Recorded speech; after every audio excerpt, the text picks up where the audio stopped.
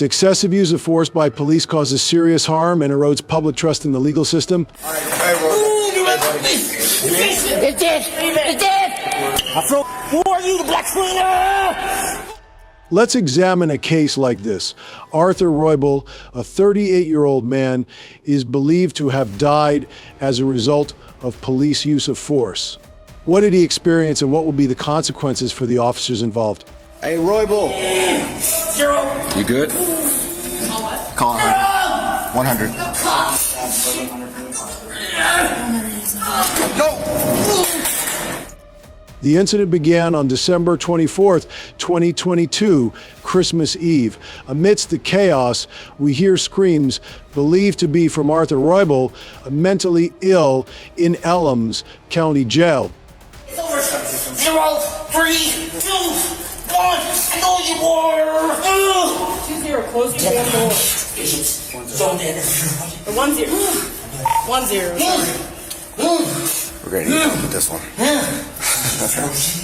Close it. Flipping out.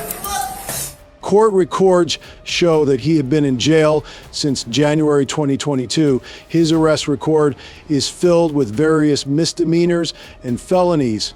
One of his most recent arrests involved a kidnapping case in Adams County. Hey, Roybal, look at me, buddy. Hey.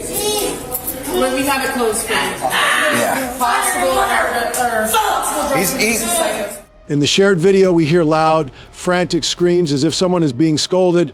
Through the cell door, we can see Arthur Roybal, naked and shouting almost incoherently.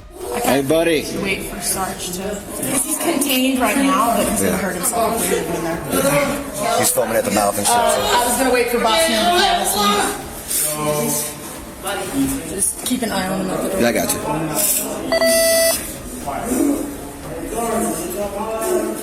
He's butt-ass naked also, so. His mind and spirit seem to be in disarray. At times he kneels on the ground, at other times he paces restlessly around his cell.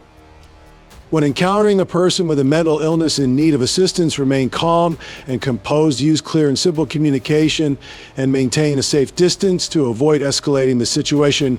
Show empathy and patience, and call for professional help if necessary. Avoid physical restraint unless absolutely required, and focus on creating a safe environment while providing reassurance.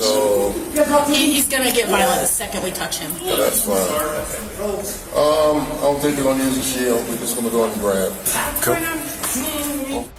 Around 7:30 a.m. on Christmas Eve, the officers assembled outside cell 34 in the Adams County Detention Facility in Brighton. So it's probably going to be an us situation first till we get him restrained. Do we want to plan ahead and get the restraint or the taco or anything like that? He's super agitated, fucking psychotic. He's breathing. Hey, do we have masks just in case it is that? There's paper masks in the office. Grab a bunch for everybody when we open this door again. What's going on? If you still have your mask, please put it on. After a brief discussion, they unanimously agreed that Roybal could no longer be left alone in his cell, as he might pose a danger to his cellmate. Pennsylvania statutes. Pennsylvania statutes, Title 42, Section 9727, Medical Examination and Treatment of Mentally Ill Prisoners. This statute states that if an inmate is determined to have a mental illness and requires medical treatment, the court may order the inmate to be transferred to a medical facility or hospital for appropriate medical care. If after sentencing it appears to the court that the defendant may be mentally ill, the court may order an examination of such person by at least one qualified psychiatrist or licensed psychologist who shall report to the court concerning the mental condition of the defendant. If the court deems such person to be mentally ill, the court may commit him to a mental hospital or other appropriate institution for treatment. Hey, Roybal. Roybal.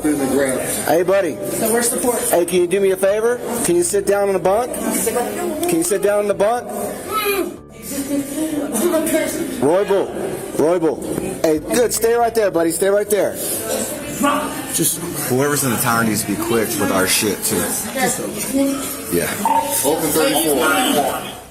The officers then explained the situation to Roybal, attempting to calm his crisis. They proceeded to escort him from his cell to the medical unit, where he could receive proper treatment. Come on, buddy. Come on, buddy. Look at him, they're going in for the hands on me. That's all the people saw. Come on, please, outrage. Come on, let's get really out of this. I ain't set for it, buddy. I hate the wounds. Come on, buddy. Stand up. I need a special drag me. Drag me. Grab. Roybal lay down without resistance, a clear indication of his disturbed mental state. Roll over. Roll over. It's cuffed up. Oh, my God.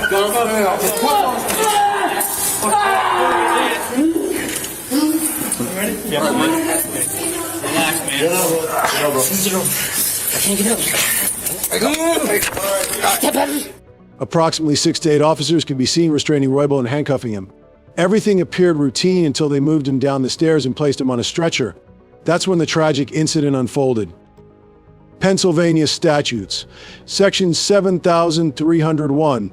Persons who may be subject to involuntary emergency examination and treatment.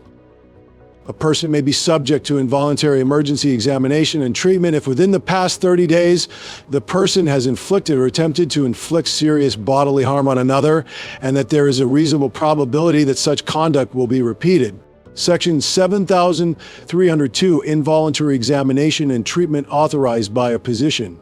Upon written application by a physician who has examined the person, stating the need for emergency treatment and certifying the necessity for such treatment to prevent harm, the person may be detained for examination and treatment. Pennsylvania Code 55 Pay, Code 5100.84, use of restraints. This regulation governs the use of restraints on individuals with mental illnesses to ensure their safety and the safety of others. Restraints may be applied to a patient only on the written order of a physician and only when absolutely necessary to protect the patient from injuring himself or others. The order must specify the reason for the restraint and the type of restraint to be used, and it must be reviewed and updated regularly. Face down. We're gonna give him all the way up, though. Freedom. Pregnancies. To God. We get this one. Gun, my body's sweating. Facial season. Intelligence. Son, you can roll it. I'm doing it. So these. He was placed on the stretcher, handcuffed, and laid face down before being strapped in. It's baffling why the officers positioned Mr. Roybal face down on the stretcher and then restrained him. My brother will free. It's sick. My name is Angel. We need to tighten this one down. That needs to be open. We got too many guys. Despite knowing the risks associated with prone restraint, the officers still chose to use it on Roybal. Open that. Extend this all the way out. You got this. There you go. Now put it together. Look at this. These two. Wait, stop. Tighten these. Where's the other nut? There you go. Tighten them. Away. And we can grab him. There you go. There you go. That'll be good there. All right, I made it. Spit now. We can see how distressed he was in that position.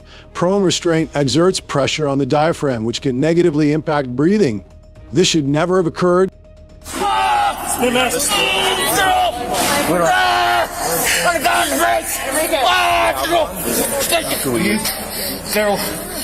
I am. No, it's not. I'm on his shoulders. I'm on his shoulders. He's fine. Yeah, chin. I feared it. Thank you. We go up with this. Yeah, station. Zone. Zero. Son. If we have an abdominal pad, we can cushion that to stop that. While it might be useful during the initial subduing process, it becomes redundant and dangerous once the person is restrained. This was evident as Roybal's hands and feet were already cuffed. 24 hours. Son. Yeah, no. I got destroyed. Stay down. They're trying to kill me. Zone. Pharaoh, Egypt. He tried to scream and beg the surrounding medical staff for help, claiming they were trying to harm him and pleading to be released from that position. If they had placed him on his back and lifted him up, he might still be alive. Don't let him get me. Don't let him get me. You gotta do that. Facedown. All right. Oh, look at this. Look at this. Zero. Zero. Zero. Go ahead and go. My body. I've done the world. Looks like good enough for now. All right. After watching the video, Roybal's brother, Adam Hernandez, was enraged. Hernandez said he was treated like a pig on a farm.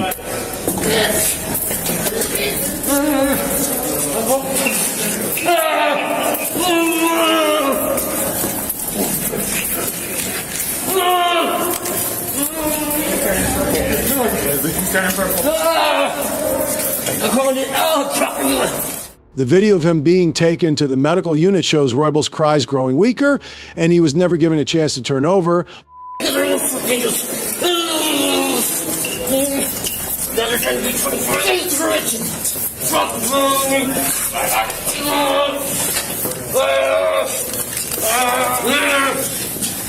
Watch your left side. Watch your left side.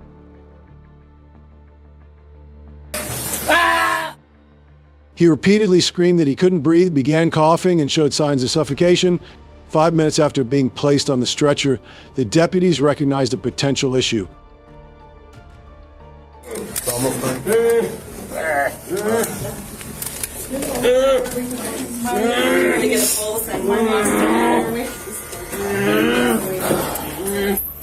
At this point, his body began turning purple, and an officer noticed and alerted the others. Despite this, the restraint continued.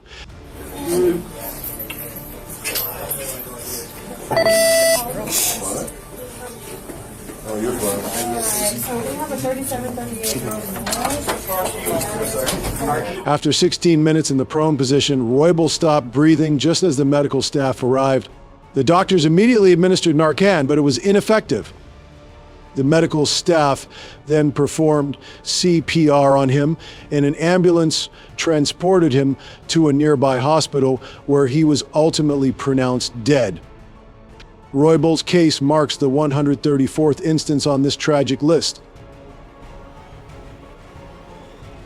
Nearly a year and a half after the failed transport of a mentally ill inmate at Adams County Detention Center, a grand jury concluded that no deputies were responsible for his death, meaning no criminal charges will be filed. In light of this incident, it is evidence that proper training and adherence to safety protocols are paramount in handling mentally ill inmates. While no deputies will face criminal charges, the recommendations for additional training and policy reviews highlight the need for ongoing commitment to prevent similar tragedies in the future.